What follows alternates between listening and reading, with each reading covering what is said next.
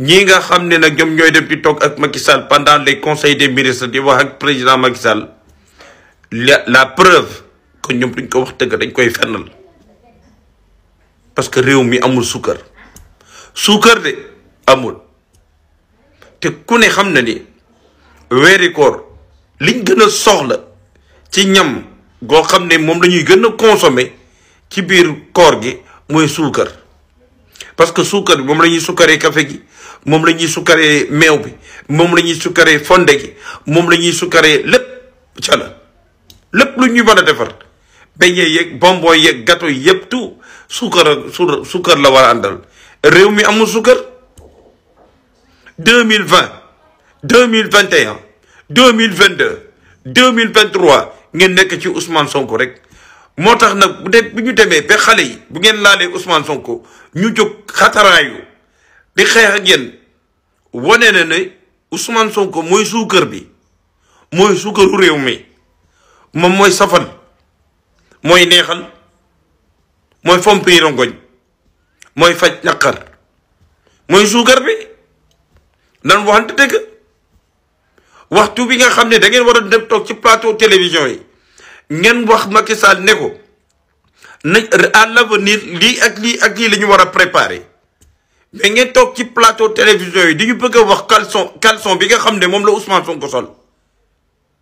melokaan ñu ay soxnam kii di wax ne bu deewee ñu éditer ses femmes kii di wax naan nañu taal Ousmane Sonko nañu taal këram kii di wax naan dafa violé Adji Sarr gis naa fi sax benn kilifa mu ne moom kilifa diine la quoi ak li yàlla wax ci affaire viol mu taxaw mu ñëw mu ne Ousmane Sonko kan moo koy mën a égaliser ak maam El Hadj Malick wala ak Cheikh Amadou Bamba loolu la wax de nekk pendant 4 ans yu mat sëkk liggéeyu leen defaru leen réew mi santé bi dafa jalgati suukar amul ci réew mi lekk bi cher dund gi cher essence bi cher transport bi wax noppi nit ñaa ngi bëgg tey ci embouteillage ngeen nekk ci Ousmane Sonko rek Ousmane Sonko yàgg naa koo wax ma ne ñun fayuñu leen on vous a pas employé pour que ngeen ñuy jox ay planning Ousmane Sonko yàgg naa ko fii wax réew mi amul suukar voilà la preuve de votre incompétence votre malgouvernance réew mi amul dara ngeen bëgg ñun ñu gëm ni yéen a gën Ousmane Sonko mais loolu nan la mën a nekk nan la mën a nekk dem toog ci plateau yi rek fu ngeen tollu Ousmane Sonko saaga na Ousmane Sonko dafa réew Ousmane Sonko dañ ko war a rey Ousmane Sonko dañ ko war a taal Ousmane Sonko dañ ko war a tëj mais te yàlla bind ko yàlla te muy jaamu yàlla góor gi am ndey am baay am soxna ami doom ami mbokk am ay militant am yàlla am yonent am diine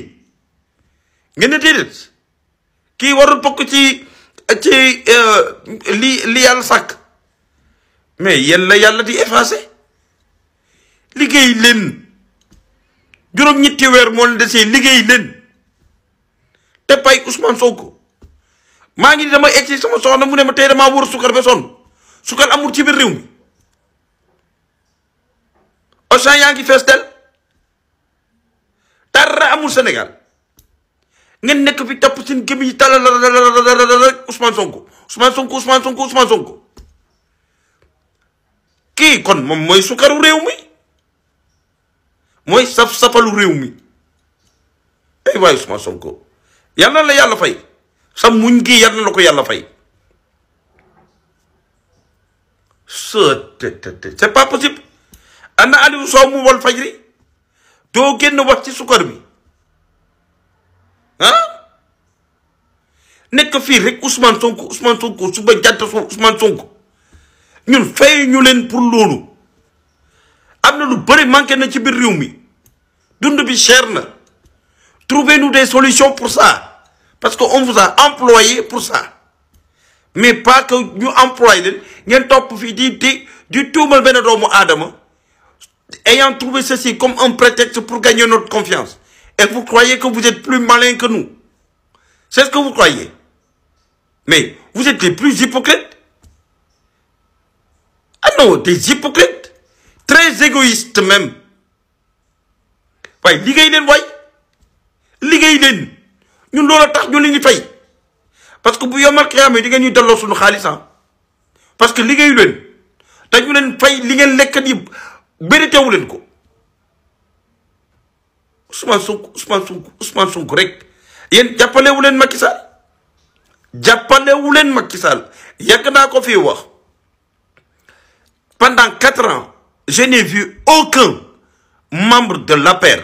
wala membre du régime de Macky Sall mu dem toog ci plateau télévision di protéger ses projets di wax ay affaire réalisation depuis quand saa yi ngeen toogee plateau Ousmane Sonko waa léegi nag ana Ousmane Sonko dee na ana Ousmane Sonko toroon na ana Ousmane Sonko est-ce que amul lu mu lekk mais muy gën a jëm kaw moom mu ngi ci yoonam de moom romb na leen yàgg na yéen da ngeen tardé. asalaamaaleykum wa rahmatullah wa barakatuhu. kooru jàmm yal nañ ko fekkee déwén yu bëree Sénégal defal ñu fi jàmm.